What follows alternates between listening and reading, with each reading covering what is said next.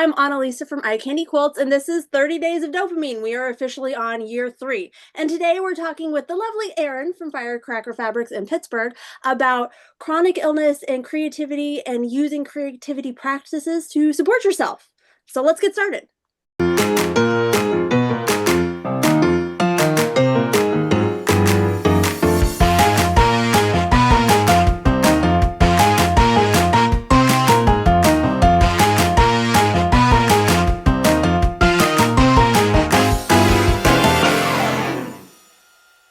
Hi, Erin. Thank you for joining us. I'm so excited that I got you onto this right here because I've been planning, I've been scheming. So thank you for saying yes. Hi, Annalise. Thanks for giving me a platform to talk about myself. It's like my Yes. favorite thing to do. Who doesn't love that? And isn't that what all of this is for? Social media and YouTube and all the other stuff is like, Yeah. yeah, Yeah, let's I info love, dump about our favorite things. yes, I love being an open book Yeah. and TMIing the world all day, every day. Fabulous. Fabulous. So when I've been trying to come up with someone to talk about like chronic illness and stuff for a couple of years, but I've never had really anyone that's a right fit. So I love that when I emailed you, you're like, "Hey, let's talk about this." I'm like, "Ha, thank you." Yes, please. Yeah.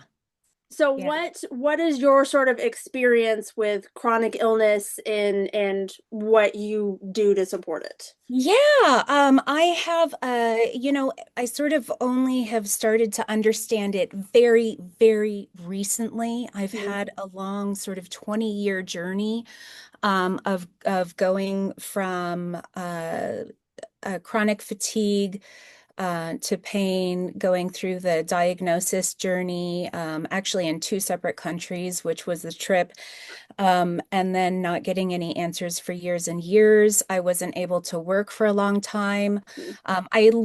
This is gonna sound insane. I apologize. Like it sounds so funny to say this out loud, but I literally opened Firecracker because I didn't feel employable. I was like, I'm Uh-huh. not well enough for a schedule, like a job on a schedule. And Right. and by that point, I hadn't used any of my education and I was like, I have no like job skills. I literally didn't know what to do. Right. So of course I started a small business where you work three full-time jobs all the time. Yeah, Um, you are every job all at once, all the Yeah. time. Yes, Bad yes. idea. Don't do it. Uh-huh, uh-huh. But I've built it very slowly over the last 10 years because for most of the last 10 years, I was actually only able to work at my own business part-time. Right. So it's been a very, very slow climb to the upper bottom of the ladder for us. So I am in treatment for complex trauma, CPTSD. I've had multiple PTSD events in my life. Mm-hmm. I have severe arthritis, and I'm one of those sort of like, we call it fibro, Yes. but that's a sort of umbrella term, and I don't Right. even fit that a lot of the time. So, once I started treating the complex trauma, which was really I only started the process about 2 years ago. I really started understanding the like deleterious effects that it has on you, especially in childhood, and how it transforms your brain development, how it Yes. changes, it impacts your brain development, and this is why so many children with complex trauma grow up to be adults with chronic health issues. So Mm-hmm. that's my journey now. And I'm literally flaring right now. I'm having a spine flare. That I'm sucks. always fatigued, always questioning myself. Is this my fault? Did I somehow, do this on purpose? Yeah. And all day, every day, going, is this good for me or is this bad for me? If I push myself, is that better or is that Yeah. worse? I'm in double therapy, EMDR, double PT.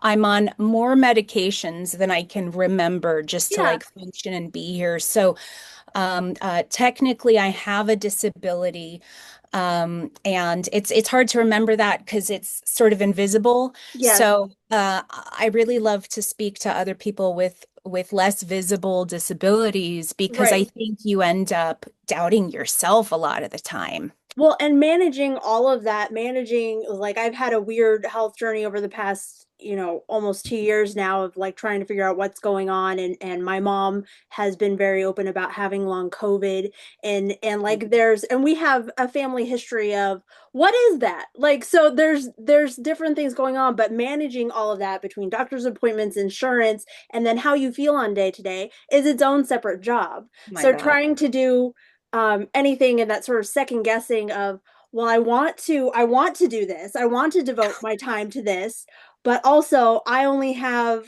to use spoon theory, which Spoons. is the default thing. So for people Yeah. who have never heard of it before, spoon theory is basically I only have, it's a metaphor, I only have so many spoons in a day. So say if I have 5 spoons and quilting takes up 2 spoons, but I still need 1 spoon to shower, 2 spoons to feed myself, and I still have to pick up the kids, I have to pay my bills and do all this stuff. I'm out of spoons before I can even get to this part. So that's the other function of spoon theory. Oh, and the other metaphor I like, sometimes you don't have spoons at all. Sometimes you have sporks and forks and spatulas. As like, so what I'm able to do does not fit my functions that I need for the day. So there's a quick overview of spoon theory. Yes. And how do you adapt if you wake up with negative spoons? Right, Yeah. right. And we've talked before. This is why I love 30 Days of Dopamine, because we talk to different people, we've talked to therapists and coaches and different things. And so I remember something that I heard, or that Jenny Grover, who we'll talk to again later, said a couple of years ago, is like, it doesn't have to be big. It can be as simple as like arranging something in front of you in a pleasing color, and that can be your creative act for the day.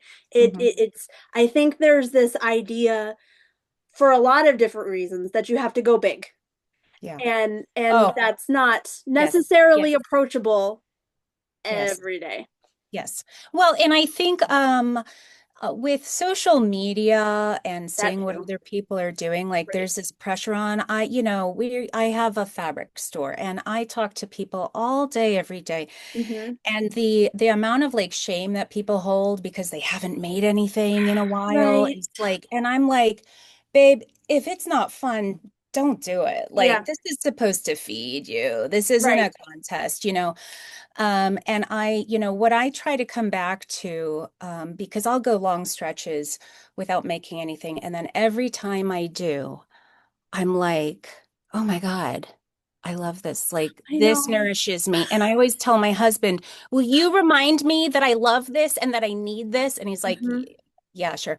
And then, but what I've learned recently has really cemented it for me. And this is in my current treatment, which the goal of which is to get me out of a lifetime of fight or flight, Yes. so my nervous system can stop Yes. overreacting, right? Mm-hmm. So with complex trauma, um, for a lot of people, it means that they had extended periods of stress in their younger years, Yeah. and have been in fight or flight like too long, right? Right. And what I've learned is that when you're in fight or flight, when you're stressed out, you're not using the creative part of your brain. Yes. And I've been a high anxiety, like chronic panic attack. I used to get panic attacks every day, Mm-hmm. like severe debilitating panic attacks.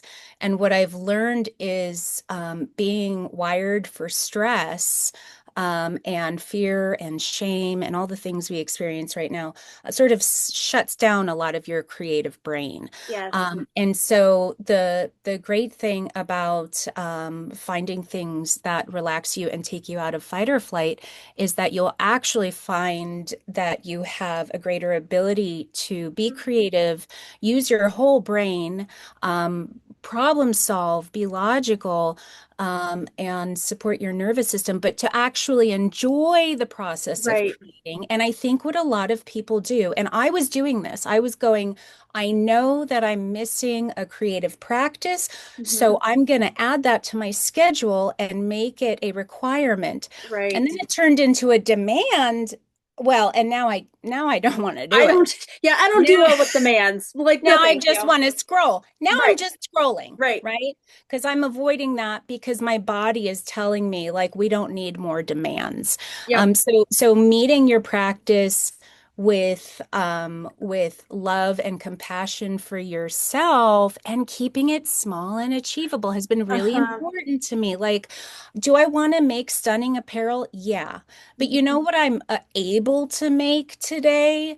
Like possibly a bookmark. And you know what?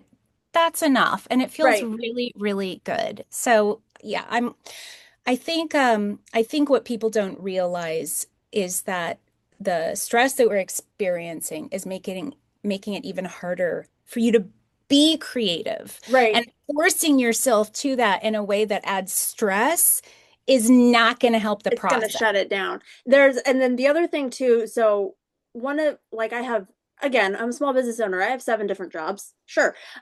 So one of the things that they talk about as far as, products, marketing, all the other stuff is I go into the neuroscience of stuff. And one of the things that they talk about is that your brain has two concerns. Will this make my life easier? Or is this going to make me have to do work? Because your brain doesn't want to do work. And so there's that whole part where if you look at something as a chore, like you turn it into a chore, or if you look at this as something that's hard because you have these overwhelming expectations for yourself, then you're just going to immediately go like this and not want to do it. Mhm. And so I've talked, but someone told me this a couple of years ago, and it's something that I try and remind myself of is brain days are just important as body days. So sometimes your brain just can't. So something that has always stuck with me is that I got a conversation a couple of years ago, and it was talking about different brain levels and talking about, you have good days and you have bad days. So look at what you have on your to-do list if that's how you work, or on your want to-do list, and what would Mhm. be a low level project for the day, a medium level project for the day, or a high level project. So high energy, high brain function, low energy, low brain function, however you want to divide those up, because sometimes there are things that are low energy but high brain, and Mhm. stuff that is harder on your body where you have a whole big day of cutting, whether it's quilt cutting or crawling around on the floor and cutting out patterns, is like those can wreck your body for the day. So, what you have not only time for in your day, but, body and mind time for. Mhm. Mhm. Yeah, and for me, I have my expectations have always been completely absurd, and I'm just realizing that now. And it's like something that I have to constantly coach myself on, like day to day. And my great example is literally yesterday was my day off, Mm. and I got into the evening and I was like, "Ooh, I'm actually going to fold laundry. Wow, I'm actually going to do this. I'm going to walk my dog." And then all of a sudden I was like, I want to make the leopard shorts. I want to Mhm. make the leopard shorts that I've been planning, and that would be so cute to wear them tomorrow. And I think everybody watching this will know Oh that yeah, feeling. Us, especially like apparel sewists who are like, get it in their head and they're like, I I know. want to do this. This is so important to me. I want to wear this item like for some Right. reason. And I was sitting there last night, and as soon as I created that absurd demand on a tired, like on a pain day and a tired day, and what Yes. was supposed to be my brain day off, I was like, no, I want to get it done. It'll be so cute. I have the whole outfit planned, and then I can monetize it. I can turn it into a video for the shop. And Yeah. like it turned into this thing, and all of a sudden I'm scrolling and part of my practice right now is to recognize when I'm stuck. And I was Yes. sitting there and I was like, now I'm putting everything off, but it's all fun stuff. What am I doing? I'm stuck. And I'm Mhm. like, oh, I created work. I created work out of something that's supposed to feed me. And I was able to let it go. And today Mhm. I didn't have the cutest shorts on earth to put on, and that's okay. We're surviving today. Mhm. But yeah, to recognize like, is my creative process, something that's, is this going to help me? Is this going Mhm. to use up all my spoons for tomorrow? I was even doing that math of, well, I can stay up a little late because Right. I can, well, And then What? you're just like the next day, I'm like, why do I feel so bad? What happened? I did everything okay. And then you're like, no, Yeah.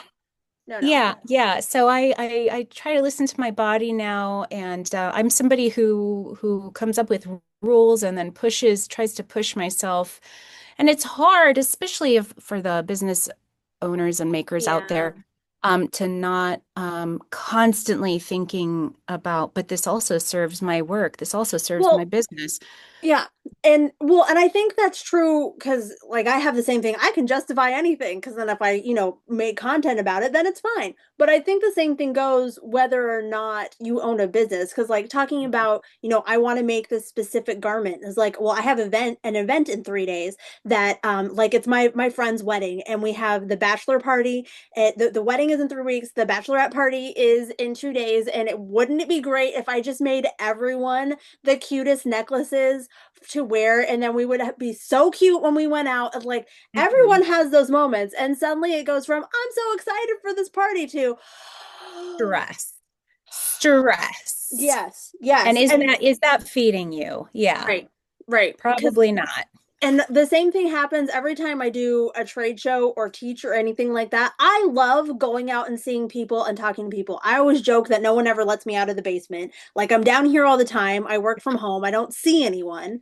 And so when I go to Yeah, I saw and talked to you real quick at H&H, and I love that. And then the next 2 days after H&H, I'm like, I dead. am just a puddle and I can do nothing. And like trying to plan stuff before that and also around that. Because, like, even if you make the time before to work on something, do something that's something that you enjoy, builds feeds Yeah, your creative little gremlin inside of you, then you still have yeah, like the aftermath and aftercare. yeah, yeah, yes. And and so my practice now is I know that I know that making things and being creative helps my nervous system, Yes. helps me feel good. I know that it nourishes me and Mm-hmm. nurtures me. And I know that it makes me feel better. Mm-hmm. So how can I incorporate that without making it a stressful demand?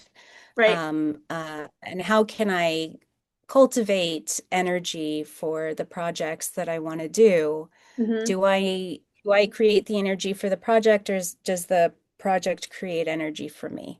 Right.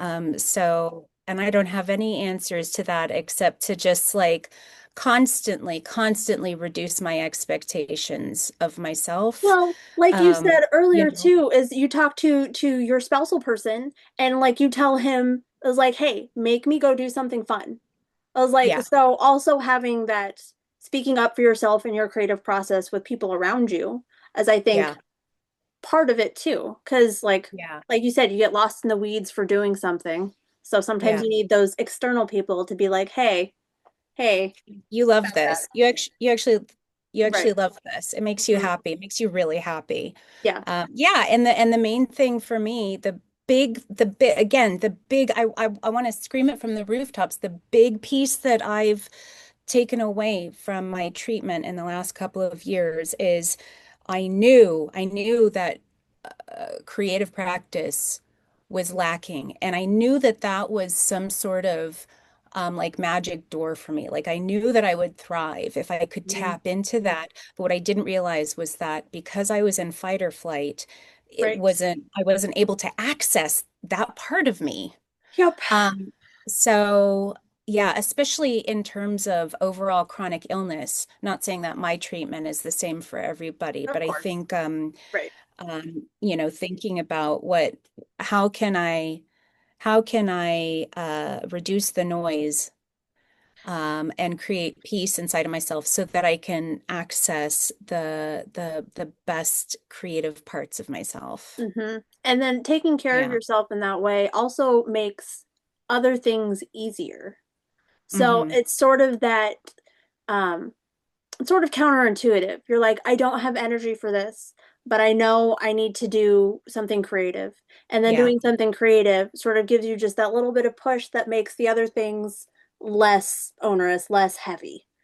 Hmm. Hmm. So Yes, 100%. yep. Yes. It's just Yeah. fun to do. So I think what are your main, so we talked about making sure that we make time for ourselves. Do you have any you talked about arthritis and Hmm. you're talking about having a flare up. Oh, it's giving me a thing. No, I don't need to upgrade. Oh, okay. We're fine. Time left, 10 minutes. Okay, whatever. Yeah, yeah, Technology. yeah, So we talked about, some of the mental blocks and different things and making sure we speak up for ourselves. But you also said at the beginning, like you're in a flare up, you have yeah, arthritis problems. yeah. What are there particular things that you do or like even carry at the shop that are things that like I know I'm not the only one that's having a bad hand day. I Yeah. know that I am someone that is going to have problems with these particular safety pins. Like, what do you do to Yeah. help your sort of body and chronic illness stuff? Do you have any sort of tips for those? Huh. Well, for me, I know right now I'm having a spine flare. So I know that I can't be at my sewing machine because I can't be in this position. And I Right. know that I can't do work looking down. So I have some crafts that I love for when I'm not feeling great, like Okay. English paper piecing, which you can Yes. do on the couch. I have a heated electric recliner, which I Oh, tweeted. she's I cannot. fancy. She's fugly, you know what I mean? But I love her. I love Yes. her. Yes. And I get myself with my EPP. I have a little bag of my EPP projects with my scraps, and I can do that comfortably for hours, put Yes. on a cute like show or just like I put YouTube like nature scenes. Oh, that's such a good idea. And Yeah, like that's such a good thing for your nervous system too. yes, yeah. Because, years ago I read that like bird sounds and nature sounds like reduced your cortisol. I was like, give Yes. me the Yeah. nature sounds. hmm But hmm like, ew, don't let me go out. Don't make me go outside. I know So there's bugs there. I don't want that. and No. YouTube and YouTube. So yeah, things like that. So yeah, we have I love scrap buster projects and also just like dreaming, letting yourself like look online and get like inspiration. And I've started, everybody else was way ahead of me. Like keeping a notebook with Oh yeah. sketches or ideas and making like mood boards and stuff like that. I have a terrible habit of collecting PDFs. And for the future, like organizing those and getting cute about it. I feel like if you feel like you're putting it off because it feels like a demand, Yeah. like approaching it with like baby steps, like I'm not expecting myself to make anything, but let me look at my stash. Let me go play and Yes. see what I have. I love going into my sewing room and just like poking around and being like, "Ooh, I hmm love that. Ooh, I love that. I Ooh, know I you love get that." excited a And bit about things again. It's like sometimes you forget, yeah. through everything else, you forget that, oh, this was a really cool idea I had. I'm going to go rediscover my Yeah. ideas. Yes, exactly. Yeah. So that's what I do. We have craft kits, hmm some of them are a little intense. I'm really bad. I never finish I never finish the craft kits. I'm the Well, worst. I have no attention span. I'm like, okay, I did that. I'm bored. So, I have the same thing. Like I write however many quilt patterns, and then once I've written it and done it, I'm like, I don't ever want to see that again. So they're like, hey, can you make that a new one? I'm like, someone can. Someone. good I luck. don't know that it's Yeah. me, but someone can. Yeah. Right, right. And Yeah. I think if you work in a craft space, then finding something that's like the opposite so it doesn't feel like work Yes. is good for me. Sewing Mhm. became a little less fun when I was constantly consumed with earning a living Right. around it. It's a So, different puzzle to um, solve. It's a have to puzzle instead of a yeah. want to puzzle. Yeah, yeah, finding something and when my arthritis is bad, I'm just like useless. So finding I got into painting really badly, like with no expectations. I found that I just liked moving paint around, Hmm. sketching my cat over and over. Again, not an artist, just like That's perfect doodling. Yeah. though. That's perfect. Yeah, draw your fat cat and then see what happens. I have. I like my old fat cat. I put her in a cowboy hat and drew pictures, and it's just the happiest thing that I have. She I need a little looks cowboy ridiculous. hat. Hmm. I love that. Yeah. Yeah. And then if you're like, one thing I will add is that my therapist is always like, I'm always like, oh, I've been scrolling too much. And she's always like, you got to make time for that. Yeah, You have to make time for that. You deserve to sit around and poke around online. So not shaming myself. And I'm like, okay, I feel like scrolling. I feel like yeah, having a good scroll. Like right. let's look at some fun creative content and see what everybody's making. And then I'm just like, oh my God, I just know. get so inspired. It's so exciting. Yeah. I love the rabbit holes I find. I'm like, oh, let me learn about 17th century lace makers in Romania. Oh Yes, my yes, God. The please. color theory. I'm Yeah, all about the color theory videos right now. And those it's are like, fun. I oh, know. I love it. I love it. I Yeah. know. It's and that's a good thing Without too. You find ideas from places that aren't your normal stuff. Yes, yes, but with no expectation. I feel like 15 years ago we were all like, "Oh, I'm gonna do that. I'm gonna do all of these things." Right. Right? And now I'm like, I want to purge that stuff, release the expectation or desire that I'm gonna become a professional like vegetable pickler and jewelry maker and just Right. like enjoy the inspirations. It's like you're gonna be one of the jobs that is always on House Hunters on HGTV. I'm a professional butterfly catcher. That is my job now. No, sometimes we just do things just I for fun. No, you have to. No, okay. So listen, a few years ago, I got obsessed with rug making, like with the No, rug with the gun tufting gun, I videos, want it. the tufting gun. No, I got literally obsessed. I was sending videos to everybody I knew all day, every day, and I was Mhm. like, this is my whole personality. This is Yeah, who I am going to be. right. And then my husband and my cousin got together for my birthday and bought me one of those guns, which is They're not cheap. they're pricey, Not yeah. cheap.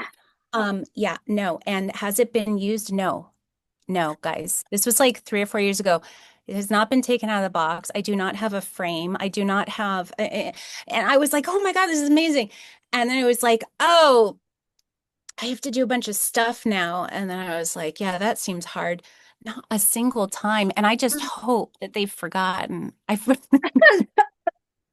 That's so funny. The way that I was like, you guys don't understand. This is my Mhm. future. This is who I am now. You have to accept it. And then they were like, here you go. And I was like, oh, yeah. Yeah, Okay. yeah, about that. Hmm. Okay. Yeah. So none of that. No more of that. Perfect. I am so glad we got to do this today. Thank you so much for coming and giving your tidbits and sharing your story. And if people want to learn more about you and Firecracker, where should they go? Follow us. Our Instagram and Facebook is Firecracker Fabrics, where we have an in-store shopping experience storefront in Pittsburgh, and you can also check out our website and order online. And I do a lot of babbling on our social media. So if you want to see me babbling You. almost coherently all the time, Yes. that's where you'll find me. Perfect. I love it. And thank you for babbling because, again, I never get to leave my basement. So this is how I pretend to see people. Fabulous. I feel like we could do this all day very easily. Yes. Yes. I agree.